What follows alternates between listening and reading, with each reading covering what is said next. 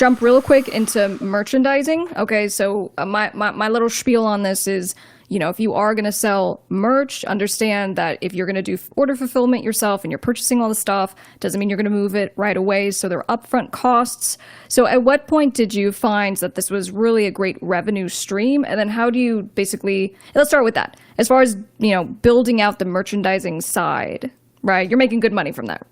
Yeah. So, that's another solid 6-figure annual revenue stream for the company, just the merchandising business. So going back to how I started, the first thing I did before Fixt started, I was Clayton's first employee. Right. And the job that he gave me was to run his merchandise. So there was already some demand he was stuffing bags himself. And, if a fan ordered a t-shirt, which I was one of those fans, I was a fan of his, I'd ordered a shirt and I'd wait 6 weeks for it to show up because he's an artist and he had his artistic life and eventually he'd throw it in a mailer and ship it. But when I got that piece of the process, I streamlined it, wanted good customer service. Let's ship this out, within a day.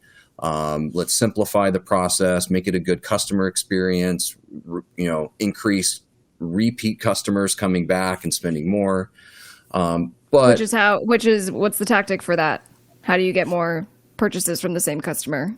I mean, we've build an ongoing relationship with our customers. So we want to, add them to our email list, follow up with them. We have automated, abandoned cart emails and, post-purchase thank you emails. And we really try to nurture that relationship. So starting with socials, but then if they come purchase something, we want a really fun interaction with them. We have some really fun receipt emails. So we've even seen people when they get our receipts, will go post a picture of their receipt on socials because we have fun with the verbiage and the language where it's not just like a boring receipt, but it's a funny message. Right. So we just try to engage in a cool way with fans. But then building demand is one thing. Really the merch demand follows the music demand. So we've got to get an artist where fans are listening to them. They've got a listener base and then trying to convert them into customers. But then once we've built up, a customer base, we're keeping, just like we try to have consistent music releases, we want consistent merchandise releases where we can feed that fan base. And we've done everything from, screen print, cut and sew, custom things, dye sublimation, all over prints. And then eventually, most recently, we just started getting into more of the print on demand side. And we avoided that for years because the quality wasn't great and it was really expensive. And we have finally found some partners where the quality is on par with screen printing. Okay. And the prices are actually affordable.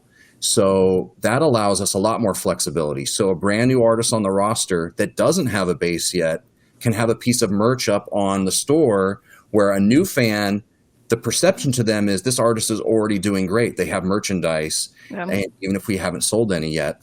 But one person wants to buy a t-shirt, we can print it on demand, ship it to them. They have a great experience, and we're empowering new artists to grow their merch business a little easier than the old days. It's like you can't even start printing merch until you want to commit to 48 or 72 items. And then if you're sitting them on a shelf and they're collecting dust, you're out the money and nobody's getting them. Yeah. In the same kind of marketing thinking, with merchandise, will tell artists and new business owners, right? So if you are going to have merch, love it. Start with a website like Threadless or Printful. So they take pretty much all the money, you'll get like $3 a shirt, but they're going to have you upload the things. They host the store. They do full order for the film. You do nothing. And then when you find that there's demand, guess what? It makes sense for you to a limited run of 100 shirts because you're going to move them. And then you could start making real money. So see what the demand is and then go from there.